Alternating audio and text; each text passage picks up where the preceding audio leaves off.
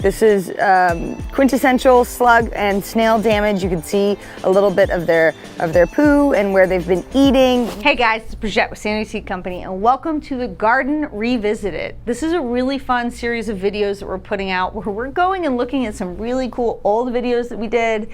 We're basically reshooting them. We're answering great questions that you have, clarifying and adding new information that we've learned over the years of growing so that we can really make you as successful in the garden as possible. Why are we doing that? Well, because I'm gonna have another baby. I'm due end of September, which means that in September, October, and November, I'm gonna be snuggling a baby and not doing videos. So this is a great way for us to take some of our content and make it even better for you, and so that I can be with you in your garden virtually. If you've watched our videos, last week was on broccoli, this one we're talking about cabbage. So check out this cabbage video, get the basics down, and then I'm gonna answer these great questions that you left for us and clarify points for you. Today I wanna show you some of my cabbages, okay? These are looking gorgeous despite a little bit of damage. This is our Copenhagen early market variety. In zone 10, which is where we are, we actually planted this in the fall and then let it grow all winter because our winters are very mild. And I do want to talk a little bit about what issues you can have with any brassica in a winter garden. See these guys? They can be very damaging. Now we have a lot of them, unfortunately, but you can see here, this is what the damage looks like. This is quintessential slug and snail damage. You can see a little bit of their poo and where they've been eating. If I get down in here, we're gonna see some baby ones in here. And now there's a couple different ways you can manage this. If you have a small enough garden, you can actually just come out in the mornings and hand pick them.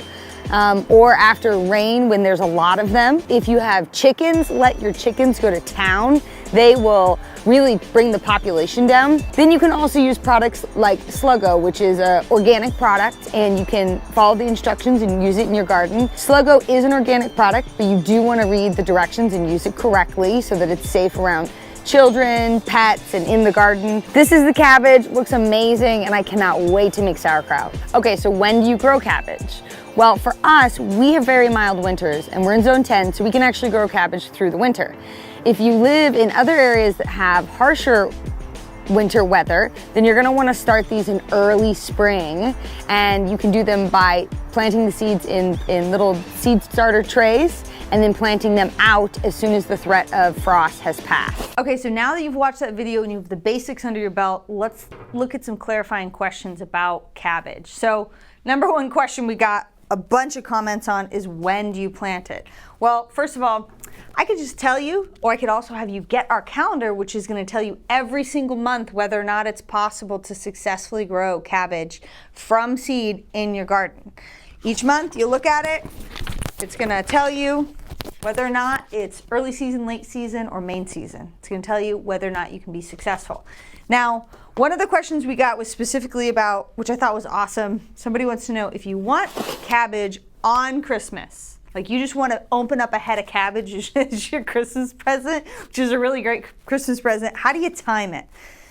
Well, there's a couple factors to think about here. So I've got this graphic to show you.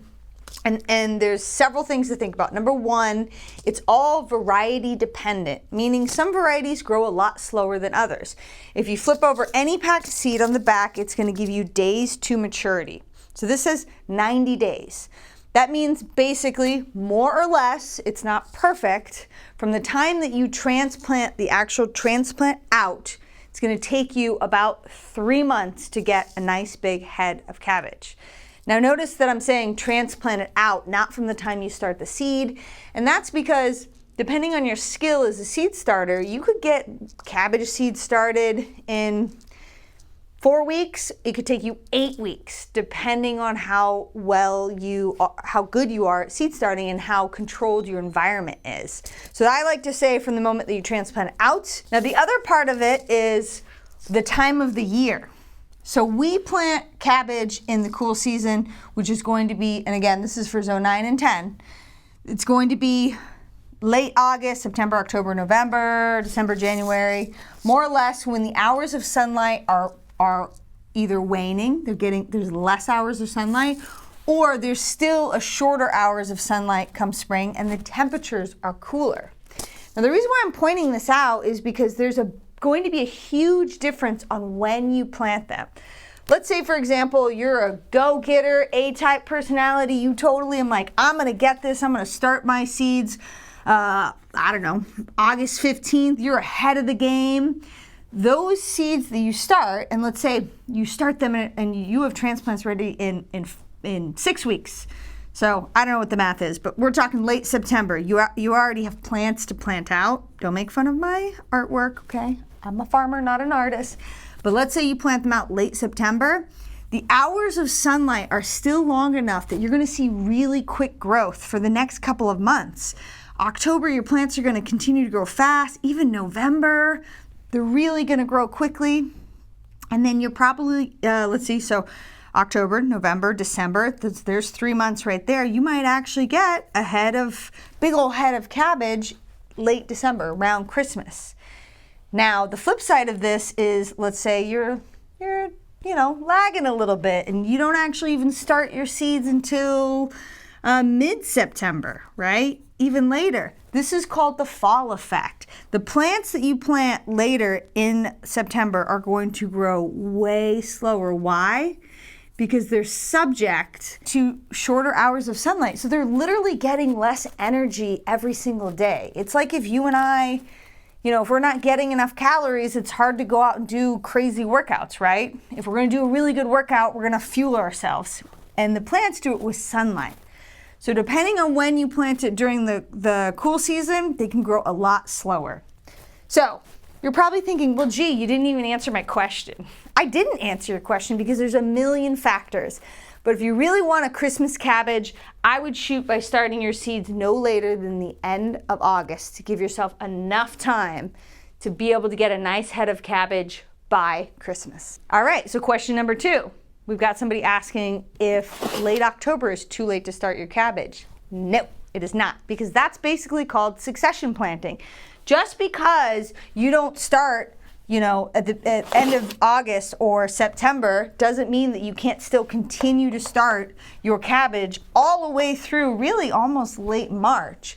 It just means what is gonna happen is the longer you wait, so October is a great time, but even getting into November and December, the longer you wait, your plants are gonna grow real slow here because there's almost barely 10 hours of sunlight in December. January rolls around, your plant's gonna grow a little bit faster. But then as these hours of sunlight really get longer, what's gonna happen? They're gonna be exposed to so many hours of sunlight that they're going to want to go to flower. Now with cabbage, it's not as much of a concern, but in particular with broccoli, if you're planting them too late in the season, they're almost instantly gonna go to flower. You don't want broccoli flowers. You want a head of broccoli. You want a head of cabbage. So do keep that in mind. October is a great time. Every month after that, you can continue to plant knowing that you're getting closer and closer to what we would call the end of the season for that crop. All right, so question number 3 is asking specifically about the variety that I grew in that video. The variety that you see, it's our Copenhagen early market cabbage. Now, all of the varieties you see here, we carry them because they do really well in our climate. Because in October, November, and December, we can have these crazy heat waves where it's like, feels like summertime.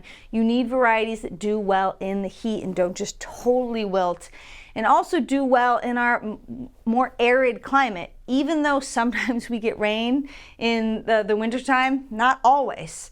So these varieties are gonna do really well. We've selected them because they grow well, they taste really good. This is one of my favorite varieties because I love the way it cooks down. It becomes so delicious in a soup. And it just, you get these huge heads. Now, cabbage is not just the red and green cabbage that you think of at the grocery store. Also, Napa cabbages or Asian variety cabbages do really well in our warmer climate and make for great kimchi. You can cook them, you can shred them in salads. They're great fresh eating. Can't say enough about how much I love Napa cabbages, and they're so easy to grow in the garden. And in fact, they're probably one of the first ones that you should start seeds of because they're the most heat tolerant of all of our cabbage varieties. All right, so we're posting this video in October. We want to hear from you. What broccoli, cabbage, cauliflower, brassicas have you planted? Are you in love with? Are you excited about? We want to hear about them. And a fun little interesting thing is some of the varieties that we have on these very racks have came from suggestions from viewers like you. So I totally sounded like KPBS there. Anyways, so comment. I want to learn from you too. Subscribe, like our channel if you want to be a part of our growing community. And remember that we have a lot more growing resources than just this. We'll link to them in this video.